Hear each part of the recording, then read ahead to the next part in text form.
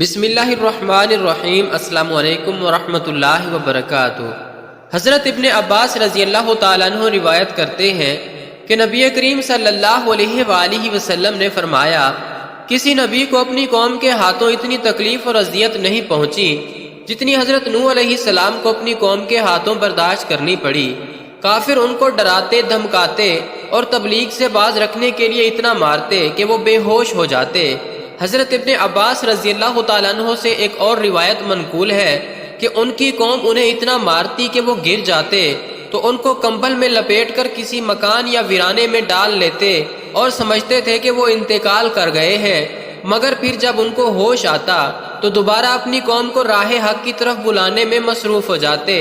بارگاہ حضرت نوح علیہ السلام کی تبلیغی جدوجہد 950 سال تک جاری رہی۔ رات کی تنہائیوں میں آنسوؤں کے سمندر کے دوران اپنے رب سے قوم کے لیے دعائیں کرتے، اے میرے پروردگار، میری قوم نادان ہے، نا سمجھ ہے، اسے معاف کر دے۔ نیز اس دوران اپنی قوم کو ہر ممکن طریقے سے سمجھاتے رہے، کبھی عذاب الہی سے ڈراتے تو کبھی دوزخ کی سختیوں سے اور جنت کی نعمتوں کا ذکر فرماتے، لیکن قوم ان کا تمسخر اڑاتی، پھپتیاں کستی۔ اس طویل جد و جہد کے نتیجے میں صرف 80 لوگ ایمان لائے۔ حضرت نوح علیہ السلام قوم کی بدحالی پر بہت غمگین رہتے، لیکن امید کا دامن نہ چھوڑتے، مگر کب تک؟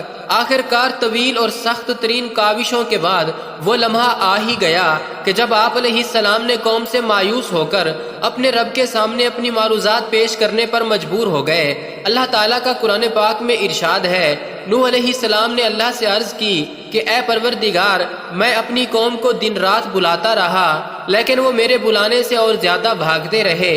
میں نے جب کبھی انہیں تیری بخشش کی طرف بلایا، یعنی توبہ کی جانب، تو یہ اپنے کانوں میں انگلیاں ڈال لیتے، اپنے چہروں کو کپڑوں سے چھپا لیتے اور ضد، تکبر اور غرور کرتے۔ نوح علیہ السلام نے کہا، میرے رب، انہوں نے میری بات رد کر دی اور ان رئیسوں کی پیروی کی جو مال اور اولاد پا کر اور زیادہ نامراد ہو گئے۔ ان لوگوں نے بڑا بھاری مکر کا جال پھیلا رکھا ہے۔ اے میرے پروردگار، مجھ کو اور میرے والدین کو اور ہر اس شخص کو جو میرے گھر میں مومن کی حیثیت سے داخل ہوا ہے اور سب مومن مردوں اور عورتوں کو معاف کر دے اور ظالموں کے لیے اور زیادہ تباہی بڑھا۔ حضرت نوح علیہ السلام کی گزارشات بارگاہ خداوندی میں قبول فرما لی گئی اور اللہ تعالیٰ نے ان کی طرف وحی نازل فرمائی۔ قرآن کریم میں ارشاد ہے، اور نوح علیہ السلام کی طرف وحی کی گئی کہ تمہاری قوم میں جو لوگ ایمان لا چکے ہیں ان کے سوا اب اور کوئی ایمان نہیں لائے گا، تو جو کام یہ کر رہے ہیں ان کی وجہ سے غم نہ کھاؤ اور ایک کشتی ہمارے حکم سے ہمارے روبرو بناؤ، اور ان کافروں سے متعلق اب کوئی گفتگو ہم سے نہ کرنا، کیونکہ یہ سب لازمی طور پر غرق کر دیے جائیں گے۔ ابن کثیر رحمت اللہ نے لکھا ہے کہ بعض بزرگوں کے مطابق اللہ تعالیٰ نے حضرت نوح علیہ السلام کو یہ حکم بھی فرمایا کہ فلاں درخت اگاؤ جس سے کشتی بنائی جائے گی، تو حضرت نوح علیہ السلام نے وہ درخت اگایا اور 100 سال تک اس کا انتظار کیا، پھر اس کو کاٹ کر چھیلا، ہموار کیا۔ اس میں بھی ایک قول کے مطابق 100 سال اور دوسرے قول کے مطابق 40 سال کا عرصہ لگ گیا۔ حضرت نوح علیہ السلام کشتی بنانے میں مصروف تھے۔ قوم کے سردار آپ کے پاس سے گزرتے تو ہنستے، مذاق اڑاتے، پھپتیاں کستے، یہاں تک کہ کشتی تیار ہو گئی۔ اور جب عذاب الہی کا وقت آیا تو اللہ تعالیٰ نے حکم دیا کہ ہر قسم کے جانوروں کا ایک ایک جوڑا اس میں رکھ لو، اور جو لوگ ایمان لائے ہیں انہیں بھی سوار کر لو۔ حضرت نوح علیہ السلام نے احکام خداوندی کے مطابق سب کو سوار کر لیا اور عبادت الہی میں مصروف ہو گئے۔ آخر کار طوفان کے آثار ظاہر ہونے لگے اور دیکھتے ہی دیکھتے زمین کے ہر گوشے سے پانی ابلنے لگا۔ آسمان سے قیامت خیز بارش ہر شے کو بہا کر لے جانے کے در پہ تھی، گویا قیامت کا منظر تھا۔ کشتی طوفان کی پہاڑ جیسی اونچی لہروں پر تیر رہی تھی۔ حضرت نوح علیہ السلام نے اپنے بیٹے کنعان کو دیکھا جو ایک اونچے مقام پر موجود تھا۔ انہوں نے کہا، اے بیٹے، ہمارے ساتھ کشتی میں سوار ہو جا اور کافروں کے ساتھ نہ رہے۔ اس نے کہا، ابا میری فکر نہ کرو، میں ابھی اس سب سے اونچے پہاڑ پر چڑھ جاؤں گا اور پانی سے بچ جاؤں گا۔ نوح علیہ السلام نے کہا، آج قہر الہی سے کوئی نہیں بچ سکتا۔ اسی اثناء میں ان دونوں کے درمیان پانی کی ایک بڑی لہر حائل ہو گئی اور وہ غرق ہو گیا۔ حضرت نوح علیہ السلام نے اپنے رب سے اپنے بیٹے کی مغفرت اور نجات کے لیے عرض کی کہ اے پروردگار، تو نے میرے گھر والوں کی بخشش کا وعدہ فرمایا ہے تو یہ بیٹا بھی گھر والوں میں ہے۔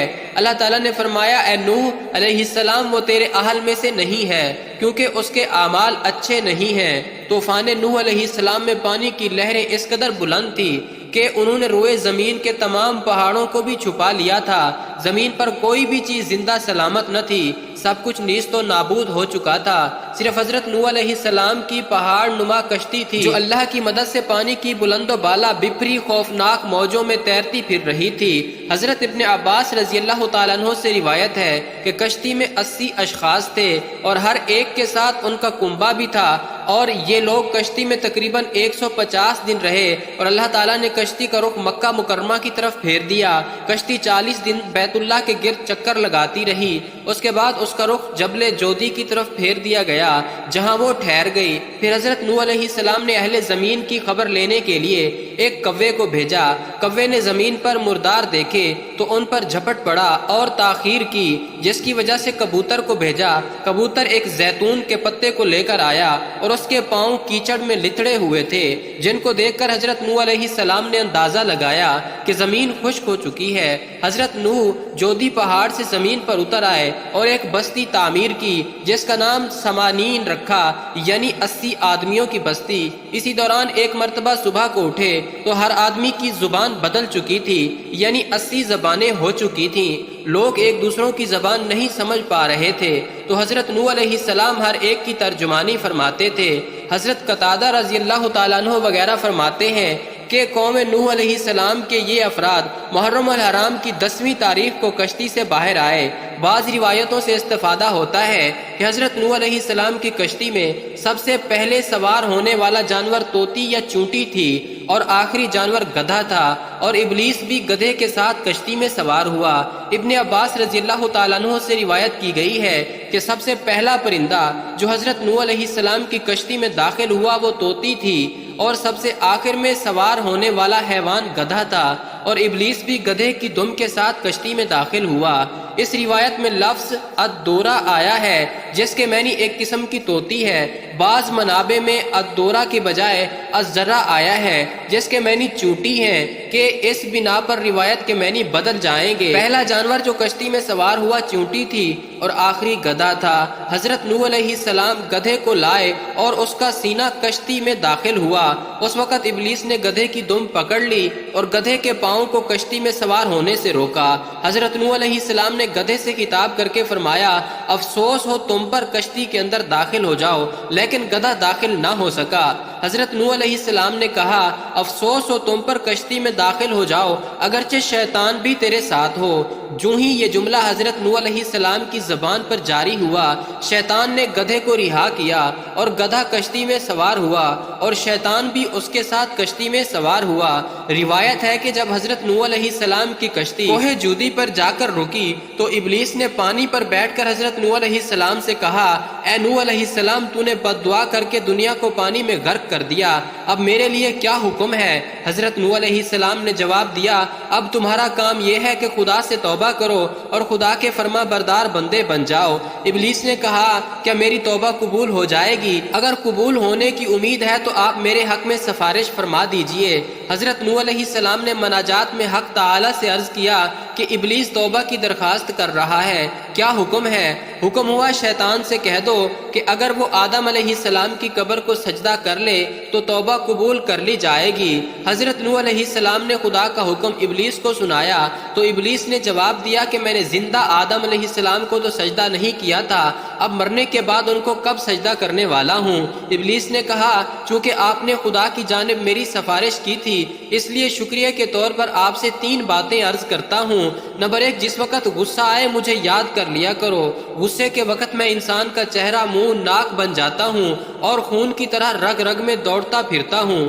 نمبر 2، لڑائی کے وقت بھی مجھے یاد کر لیا کرو، اس موقع پر میں لوگوں کے دلوں میں بیوی بچے کا خیال ڈال دیتا ہوں۔ نمبر 3 کسی نامحرم عورت کے ساتھ کبھی تخلیہ میں نہ بیٹھنا۔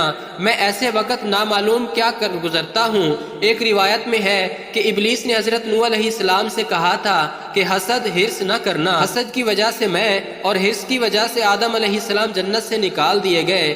وہاب بن منبع کہتے ہیں کہ طوفان کے بعد حضرت نوح علیہ السلام کی قوم زمین پر آباد ہو گئی تو ابلیس لعین نے حضرت نوح علیہ السلام کی خدمت میں حاضر ہو کر عرض کیا، آپ نے مجھ پر احسان عظیم فرمایا ہے، آپ کا شکریہ ادا کرنے آیا ہوں۔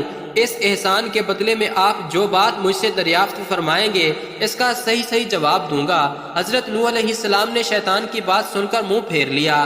وہی آئی کہ اگر تمہیں کچھ پوچھنا ہو تو ابلیس سے پوچھ لو، وہ تمہیں صحیح جواب دے گا۔ نوح علیہ السلام نے ابلیس لعین سے پوچھا، یہ بتا دنیا میں تیرا یار و مددگار کون ہے؟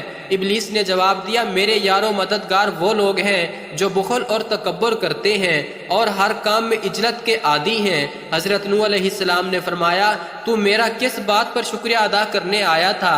میں نے تجھ پر کیا احسان کیا ہے؟ تو شیطان نے جواب دیا کہ آپ نے بد دعا کر کے ساری قوم غرق کرا دی، مجھے ان کی گمراہی کے فکر سے نجات مل گئی۔ حضرت نوح علیہ السلام یہ سن کر بہت پشیمان ہوئے اور عجلت پسندی سے 4 برس تک بارگاہ الہی میں گریہ و زاری کرتے رہے۔